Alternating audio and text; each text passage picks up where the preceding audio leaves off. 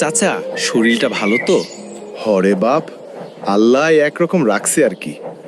তয় আগের মতো আর গায়ে বল শক্তি নাই, বয়স তো আর কম হইল না। তুই কই তাইলি? আমি তো চাচা ওই গ্রামের পরের স্টেশনই নামুম। শহরে কাম করি, ছুটি পাইয়া বাড়ির দিকে যাই। আপনার শরীর দেখলে তো মনে হয় না বয়স হয়েছে, এক্কেরে জোয়ান মাইনষের লাহান চেহারা। এইটা তোর চোখের ভুল রে রহমত, ভিতরে তো ঘুনে ধরে গেছে। তয় মনডারে পোক্ত করে রাখছি। তা শহরের কামকাজ কেমন চলে? টাকা পয়সা ভালোই তো পাস? আর কোয়েন না চাচা, টাকা পয়সা যা পাই সব তো খরচ হয়ে যায়। শহরের যা খরচ, বাড়ির লাইগা কিছুই জমাইতে পারি না। মনে হয় গ্রামের জীবনই ভালো আছিল। ধান বুনতাম, মাছ ধরতাম, দিন চইলা যাইতো। এই কথাই তো কই, আমরা তো মূর্খ সূর্খ মানুষ, এত কিছু বুঝি না। তয় এইটা বুঝি, নিজের ভিটায় থাকার মধ্যে যে শান্তি, হেইডা আর দুনিয়ার কোথাও নাই। তা তোর মা বাবের খবর কি? শরীর স্বাস্থ্য ভালো তো তাগো? হ্যাঁ, আল্লাহ রহমতে ভালোই আছে। তয় মার কোমরের ব্যথাটা বাড়ছে।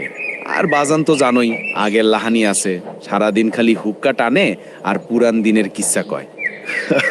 হ, তোর বাজান রে তো আমি চিনি। এক সময় কি তাগড়া জোয়ান আছিল। একবার গায়ের মেলায় কুস্তি ধুইরা 3 জন রে এক লগে হারাই দিছিল। এখন তো খালি বৈশা বৈশা দিন গনে। হ চাচা, তা আপনারা এইবার ধান কেমন পাইলেন? আমাগো গ্রামে তো শুনলাম ঢলের পানিতে সব তলায় গেছিল। আর কইস না বাপ, আউশ ধানের তো কিছুই রাখতে পারিনি, সব শেষ। এখন আমনটা লাগাইছি, আল্লাহ যদি মুখ তুইলা চায়। সার বিষের যা দাম বাড়ছে, চাষবাস কইলেও আর আগের মতো লাভ নাই। এইটা ঠিকই কইছেন, সব কিছুরই তো আগুন দাম। গ্রামে থেকেও শান্তি নাই। তা আমাগো করিম চাচার পোলার নাকি বিয়ে ঠিক হইছে? হরে, সামনের মাসেই তো বিয়া। মাইয়াটা পাশের গ্রামের, দেখতে শুনতে ভালোই। ওই যে আমার স্টেশন তো আইসা বলল, চাচা নামবেন নাকি?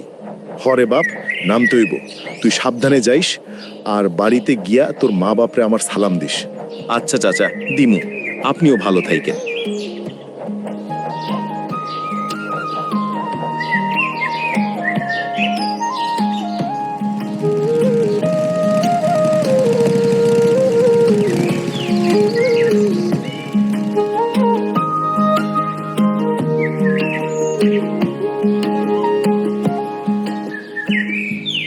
দেখলেন কাকা, সালাম মেম্বার নতুন মোটরসাইকেল কিনে কেমন সাই করে চলে গেল।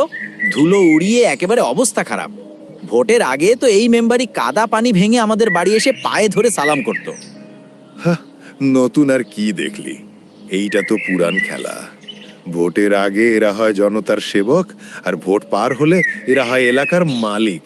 তখন আর মাটিতে পা পড়ে না, মোটর বাইক আর গাড়িতে চড়ে। কিভাবে যে মানুষ এদের ভোল পাল্টানো দেখেও আবার বিশ্বাস করে। মনে আছে আপনার, ভোটের আগের মিটিংয়ে চেয়ারম্যান সাহেব কি কান্নাকাটিটাই না করলেন। বললেন, আমি আপনাদের সন্তান, আপনাদের সুখ দুঃখই আমার সুখ দুঃখ, আমাকে একবার সুযোগ দিন, গ্রামের চেহারা পাল্টে দেব। খালি বলেছিল? আরে আমজাদ ব্যাপারীর মা যখন মারা গেল, সবার আগে কাফনের কাপড় নিয়ে হাজির। রমিজ মিয়ার ছেলে অসুস্থ, তাকে পকেট থেকে 500 টাকা বের করে দিয়ে বলল, কোনো চিন্তা করিস না, আমি তো আছি। আর এখন চেয়ারম্যানের বাড়ির সামনে দিয়ে গেলে দারোয়ানি ঢুকতে দেয় না, বলে স্যার ব্যস্ত আছে।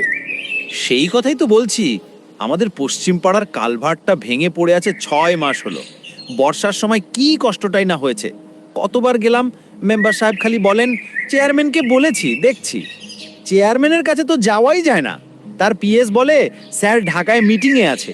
আরে আমাদের ভোট নিয়ে মিটিং করে জিতলো, আর এখন আমাদের সাথে দেখা করার সময় তার নাই। আরে ওরা তো ভালো করেই জানে কিভাবে মানুষকে ভুজুং ভাজুং দিতে হয়। ভোটের আগে দেবে বিধবা ভাতার কার্ডের লোভ, বয়স্ক ভাতার লোভ, 2-4টে টিউবওয়েল দেবে নিজের পছন্দের লোকের বাড়িতে। মুরব্বি দেখলেই কদমবুসি করবে, বাচ্চাদের কোলে নিয়ে ছবি তুলবে, গরিব মানুষের দুঃখের কথা শুনে চোখে পানি আনবে। পাবলিকও বলে যায়, ভাবে আহা কত ভালো মানুষ। কিন্তু জেতার পরে তো সব হাওয়া। সরকারের যত সাহায্য আসে, যেমন ঘরের টিন, সার, বীজ, সব যায় মেম্বার চেয়ারম্যানের আত্মীয় স্বজন আর চামাচাদের পেটে। আসল গরিব তো কিছুই পায় না। হরিপদ কাকার ঘরটা যে এবারের বৃষ্টিতে পড়ে গেল, কেউ তো খবরও নিল না। খবর নেবে কি করে? খবর তো নিয়েছিল ভোটের আগে। এখন তো 5 বছরের জন্য চেয়ারটা পাকা। এখন শুধু টাকা কামানোর ধান্দা। সামনে আবার ভোট আসছে, দেখবি আবার এসে পায়ে ধরবে, কান্নাকাটি করবে, উন্নয়নের বন্যা বইয়ে দেওয়ার প্রতিশ্রুতি দেবে। একই নাটক আবার হবে। তাহলে কি কিছুই বদলাবে না কাকা? আমরা কি এইভাবেই খালি ধোঁকা খেয়ে যাব?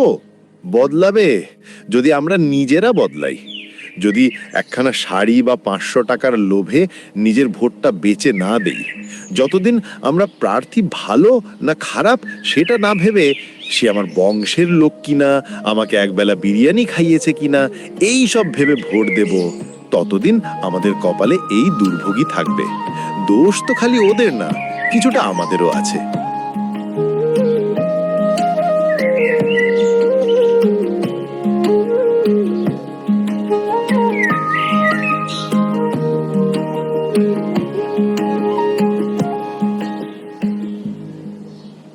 বুঝলি, দেশের যা হাল তাতে আর বাঁচতে মন চায় না।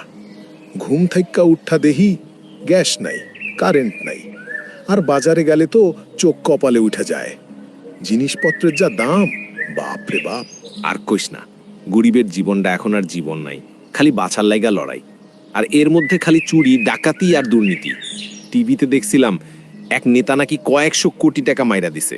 আরে এইসব তো নতুন কিছু না। রাজনীতি এখন দেশের সেবা না, নিজের পকেট ভরার ব্যবসা।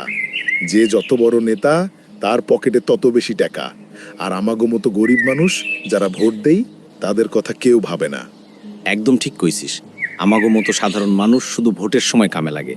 ভোট শেষ হইলে তারা আর চিনতে পারে না। অথচ আমরা তাদের লাইগা দিনের পর দিন কাজ করি, ভোট দেই। এভাবেই দেশটা চলতেছে। গরিব আরো গরিব হইতাছে, আর ধনীরা আরো ধনী।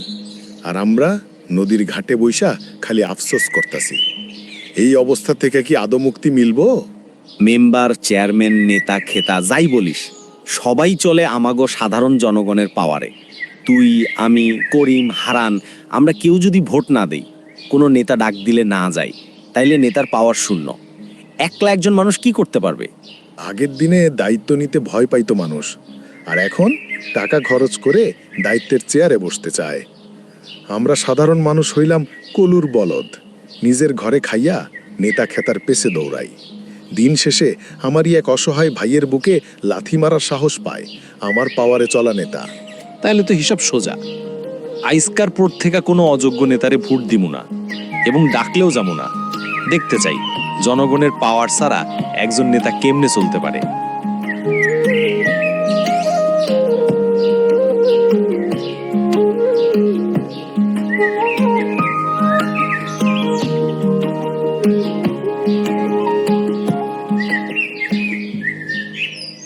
আইলি বাবা, সারাদিন রোদের মধ্যে জমিতেই ছিলি বুঝি?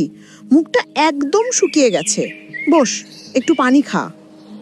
আর বইল না মা, জমিনের যা অবস্থা, বৃষ্টি বাদলের দেখা নাই, মাটি শুকিয়ে কাঠ হয়ে গেছে। আমন ধানের চারাগুলো সব হলদে হয়ে যাচ্ছে। শুধু কি জমিনের দোষ?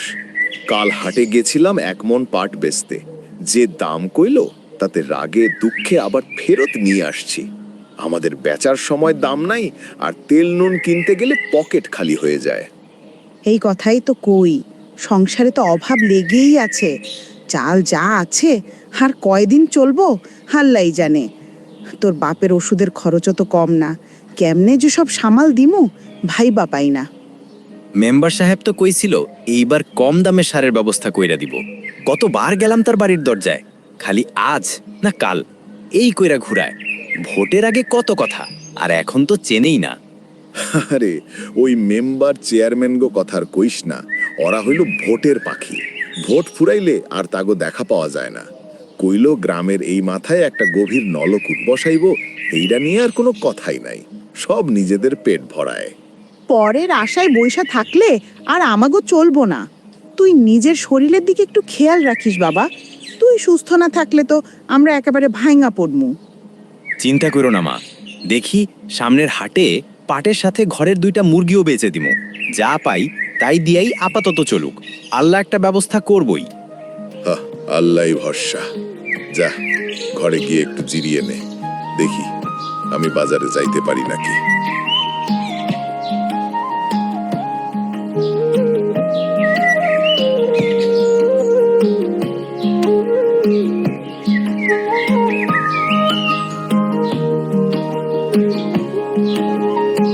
কাকা, মেম্বারশিপ কাজটা ঠিক করলো না।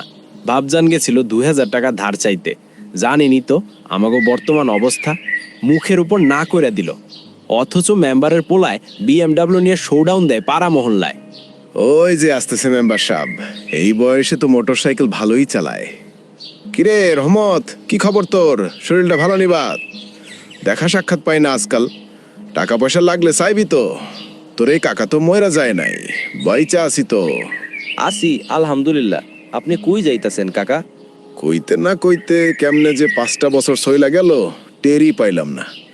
ইলেকশন তো আইসা পড়লো, যাই পাড়া মহল্লার হোগল রে একটু দেখাই। বাপু জানি তুগো লেগা কিছু করতে পারি নাই, এর লেগা মন খারাপ।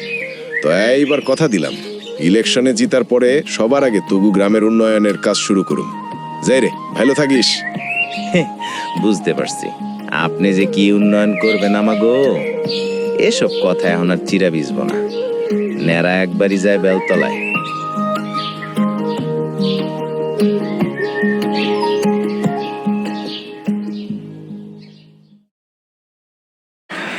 এইটা হচ্ছে জয়া